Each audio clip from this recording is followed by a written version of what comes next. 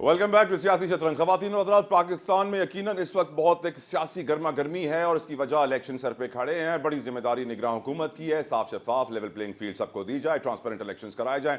But sadly आज की जो हमारे स्टेटमेंट्स हैं केयर टेकर प्राइम मिनिस्टर के, उनको देखने के बाद मुझे तो नहीं लग रहा कि वो सीरियस हैं अपनी जिम्मेदारी निभाने में। अपने पैनलिस्ट से पूछता हूँ, यकीनन बहुत इंपॉर्टेंट सवाल है।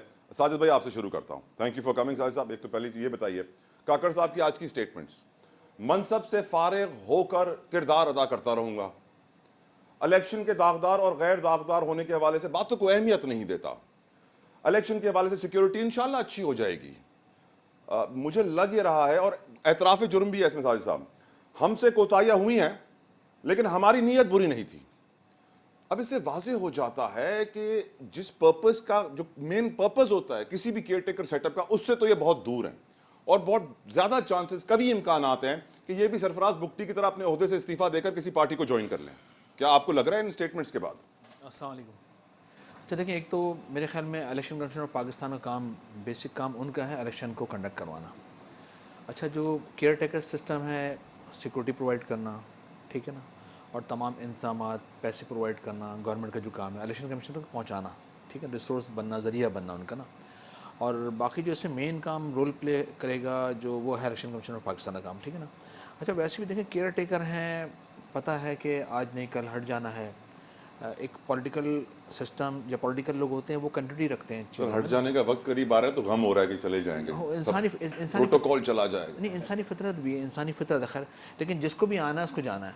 बड़े बड़े पाकिस्तान और दुनिया के अंदर सियासी लोग आए, बड़े बड़े लीडर आए, बड़े बड़े नामवर लोग आए जिन्होंने बहुत काम किया अपनी कौमों के लिए, अपने कंट्रीज़ के लिए, अपने प्रोविंसेस के लिए, अपने सिटीज़ के लिए, लेकिन जाना सबका ठहरता है एक ना एक दिन, ठीक है ना।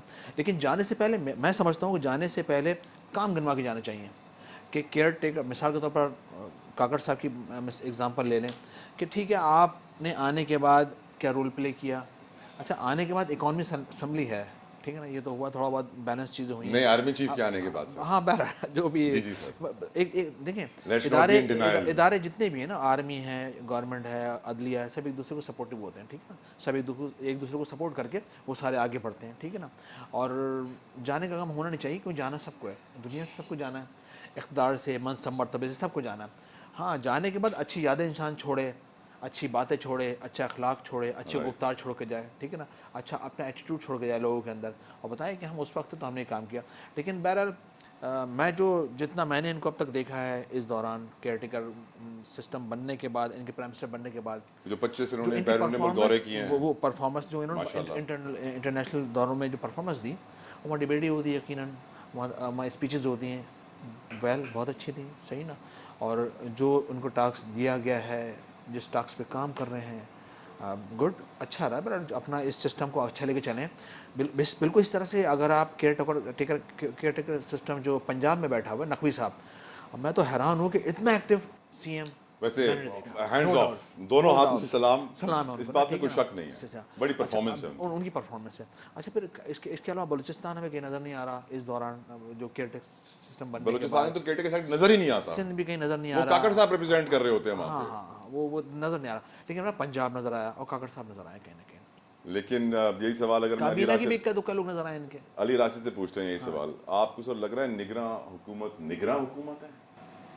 औज़ुबिल्लाहि मिनश्शैतानिर्रजीम, बिस्मिल्लाहिर्रहमानिर्रहीम। देखिए, हमने तो आपसे पहले भी कहा था कि निगरां हुकूमत का जो रोल है थोड़ा क्वेश्चनेबल है, और हमें आपने एतराज़ उठाया था, और चीन में हट आज गए। साबित भी हो गया। Yes. देखें, वही हमारी ये जो हम बात कर रहे थे उसको इंडोर्स किया इलेक्शन कमीशन ने, और जो लोग PMLN के साथ रह चुके हैं, उनके मरासिम हैं, उनके साथ उनकी बी टीम बन के काम कर रहे हैं। जब हम लेवल प्लेइंग फील्ड की बात उस वक्त करते थे तो इनिशियली लोग कहते थे कि आप क्या बात कर रहे हैं, मगर अब आज वो चीज़ साबित भी हो गई है। बहुत वक्त नहीं ले लिया इलेक्शन कमीशन को बिल्कुल होश आने में। वो दे रहा है, दुरुस्त है, मगर वीव कम, हमारी बात वैलिडेट हो गई।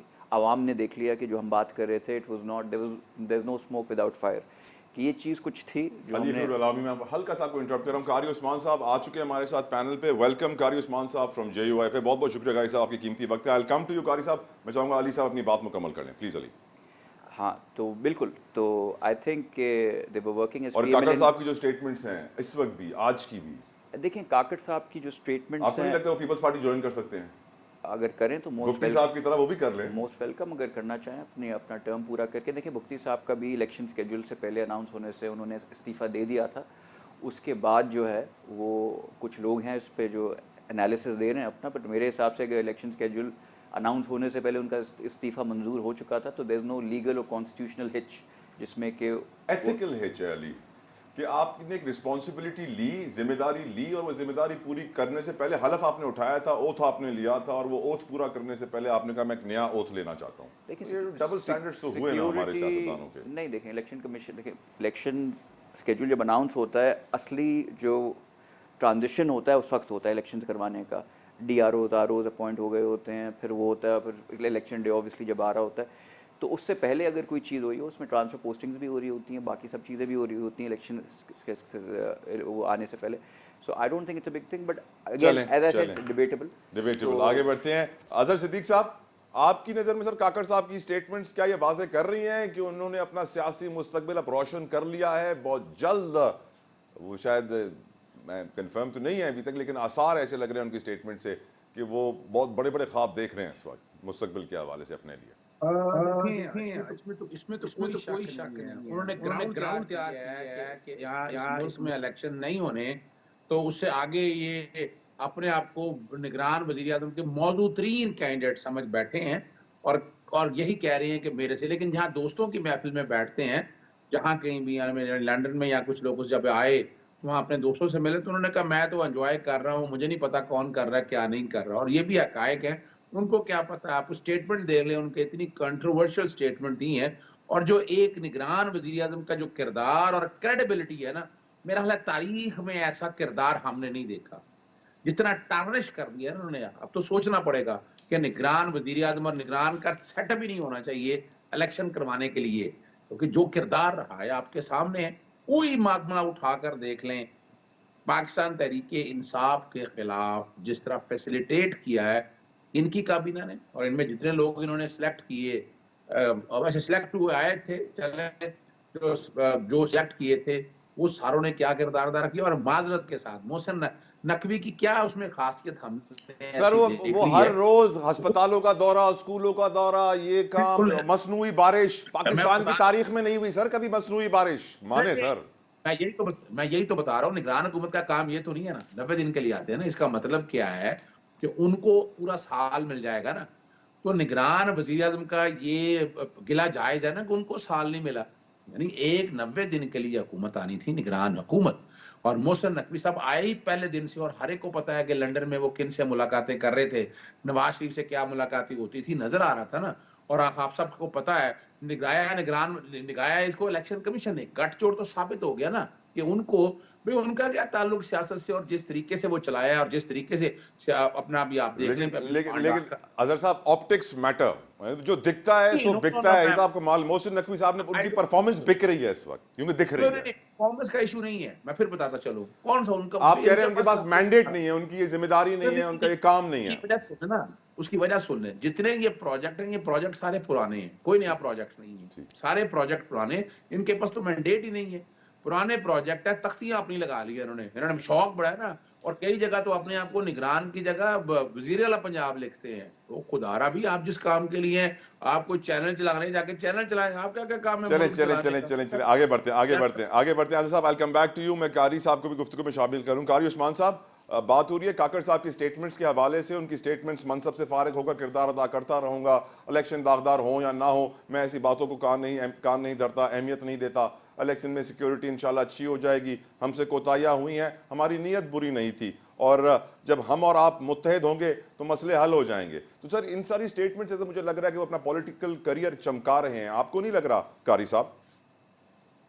बिस्मिल्लाहिर्रहमानिर्रहीम, बहुत बहुत शुक्रिया जी आपके इस प्रोग्राम में आपका शुक्रिया सर, आपका शुक्रिया सर।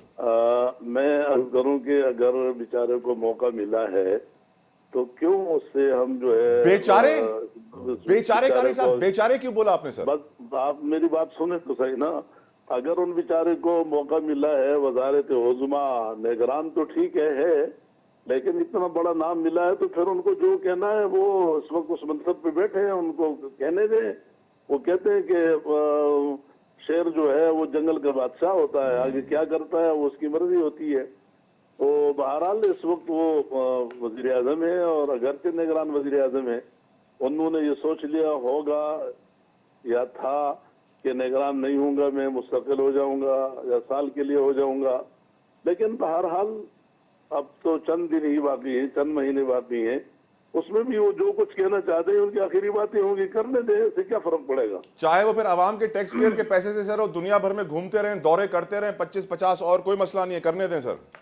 देखें बात ये है कि अगर पाकिस्तान में कोई कानून, इंसाफ और उसूल नाम की कोई चीज है तो फिर तो वो उससे पूछा जाए कि वो इदारे उनसे पूछें, वो कानून उनसे पूछें। सर सुप्रीम तो कोर्ट के वो क्या जजेस कर इंसाफ के सकता है, तलबगार हैं उसको सर। क्या जुल्फिकार भुट्टो आज तक इंसाफ का तलबगार है, आप कह रहे हैं सर कानून है कि हमारे मुल्क है ही नहीं सर कानून। तो मैंने इसी कहा कि अगर इस वक्त उनको है और कोई उससे पूछने वाला नहीं है तो फिर वो जो करता है वो मर्जी के मालिक है, वो जो चाहे करे। यहाँ तो जो आया वो आया, जो गया वो गया। ठीक सर, पॉइंट टेकन सर। अब यकीनन एक और बड़ी अहम खबर है आज की जो मैं अपने पैनलिस्ट के सामने रखना चाहूँगा। मुल्क में इंतखाबी अमल का बाकायदा आगाज़ हो गया है। यकीनन सब सियासतदानों को, सारे सियासत से जितने भी स्टेक होल्डर्स हैं, प्लेयर्स हैं, सबको इसी बात का इंतज़ार था। और अब कल से जो है 22 दिसंबर तक कागजात जमा कराए जाएंगे। जांच पड़ताल 24 से 30 दिसंबर तक चलेगी। एतराज़ात 3 जनवरी तक दायर किए जा सकते हैं और फिर कागजात नामजदगी के खिलाफ अपीलें 10 जनवरी तक सुनी जाएंगी। यकीनन ये एक बहुत बड़ी खबर है। जानते हैं अपने प्लेयर्स से कि उनकी राय इस पर क्या है। पहले Peoples Party, Ali Rashid, how big is this news for you, और आपकी नज़र में ये सब डेट्स जैसे लिखी हुई हैं वैसे हो जाएंगी? देखिए, मुझे अब लगता है कि सुप्रीम कोर्ट ने इंटरवीन किया, और वैसे भी अगर आप देखें काफ़ी लोग स्पेकुलेट कर रहे थे शायद इलेक्शंस नहीं हो, मगर मेरे हिसाब से इलेक्शन कमीशन ने अपना काम टाइम पे नहीं, टाइम से पहले कंप्लीट कर लिया था। डिलिमिटेशन भी टाइमली हो गई थी, बाकी सब चीज़ें भी उन्होंने टाइमली कर ली। और अभी भी अगर आप देखें वो नॉमिनेशन पेपर्स मिल रहे हैं, और माहौल, यूर राइट, कि एक इलेक्शन का जो माहौल है वो नहीं दिखाई दे रहा। बट अगर जो लोग मुझसे कहते हैं कि शायद इलेक्शन नहीं हो, मैं उनसे सिर्फ यही सवाल पूछता हूँ कैसे नहीं होंगे, गिव मी अ रीज़न। ना कॉन्स्टिट्यूशनल कोई इशू है, ना Supreme Court is on board, all the stakeholders are on board, political parties are on board. तो अगर नहीं होंगे तो कैसे नहीं होंगे, दैट्स अ बिग क्वेश्चन। मगर सब चीज़ें कंप्लीट, और मेरे हिसाब से इलेक्शन होने चाहिए, टाइमली होने चाहिए। हम तो डे 1 से कह रहे हैं, और कॉन्स्टिट्यूशन के हम साथ खड़े हैं, और बिल्कुल we are looking good news, I am happy for MQM Sajid भाई, आपको लगता है टिकटों का फड्डा होगा? अब शुरू होगा टिकटों का फड्डा। अब लोग निकलेंगे, मुझे टिकट नहीं मिला, मुझे नहीं मिला, मेरी वफादारियां, मेरे इतने साल ज़ाया हो गए। अच्छा देखिए, एक तो एमक्यूएम के अंदर डिसिप्लिन है, और जब मैं सबकी बात कर रहा हूँ वैसे साजिद भाई, बाकी पार्टियों में भी होता है, पार्टियों के अंदर और दीगर पार्टी में बहुत ज़्यादा होता है। आपको याद होगा कि जो 2018 के इलेक्शन हुए थे, पनी गाला में लोग आके बैठ गए थे बाहर, ठीक है ना, वो कितना दंगल हुआ। हर पार्टी में होता है, नून लीग के अंदर, पीपल्स पार्टी में, हर जगह होता है। लेकिन किसी भी एमक्यू में नहीं होता। किसी भी ऑर्गेनाइजेशन के अंदर जो नज़्म ज़ब्त की लकीर होती है ना, वो बहुत अहमियत रखती है, डिसिप्लिन। अच्छा, वो डिसिप्लिन हमारे यहाँ मौजूद है एमक्यूएम के अंदर। और यहाँ पर बहुत सबसे पहले बिल्कुल कराची वालों को याद है सर, 2 मिनट में पूरा शहर बंद होता था। हमारे यहाँ तरीक़ेकार क्या है, यहाँ पर हमारा तरीक़ेकार ये है कि सबसे पहले हम जो हमारी यूसीज होती हैं उनसे नाम लिए जाते हैं। यूसीज टाउन को नाम देती हैं, टाउन मरकज़ को नाम देते हैं। उसके बाद इंटरव्यूज़ शुरू होते हैं। अभी आज फाइनल इंटरव्यूज़ का 14वां मरहला शुरू हुआ है, ठीक है ना, जो कि आज फाइनल होंगे सब ना। कैंडिडेट आके बैठे हुए हैं और बहुत उठा पटक, छानबीन, छन्ना लगता है बाकायदा तौर पर, उसका किरदार, इखलाक, गुफ्तार, एजुकेशन, सही ना, सब नंबरिंग होती है हमारे ना, हर चीज़ की नंबर होते हैं ना, ठीक है ना।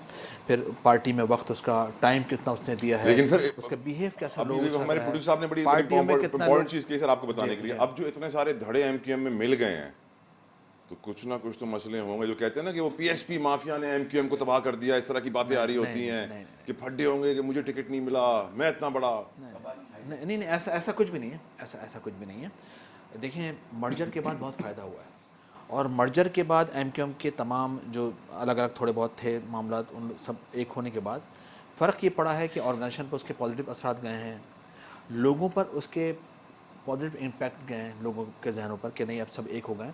और एक होने के बाद बहुत बड़ा काम ये किया कि कराची की आबादी को दोबारा से 73 लाख की आबादी को ऐड करने में कामयाब हुए हैं। अभी गुज़श्ता कुछ अर्से पहले जो नवाज शरीफ से मुलाकात की है एमक्यूएम के वफ़द ने, एमक्यूएम की टीम ने, उसमें हम चाह रहे हैं कि 28वीं तरमीम के अंदर अमेंडमेंट की जाए और उसके अंदर जो मेयर्स हैं उनको एम्पावर किया जाए, ठीक है ना। वफाक डायरेक्ट लोकल गवर्नमेंट सिस्टम को फंडिंग दे, क्योंकि गुज़श्ता 15 साल से अली मेरा भाई है, पीपल्स पार्टी के पास बहुत ज़्यादा इख्तियारात थे, सीएम, वज़रा, सब कुछ इनके पास था ना।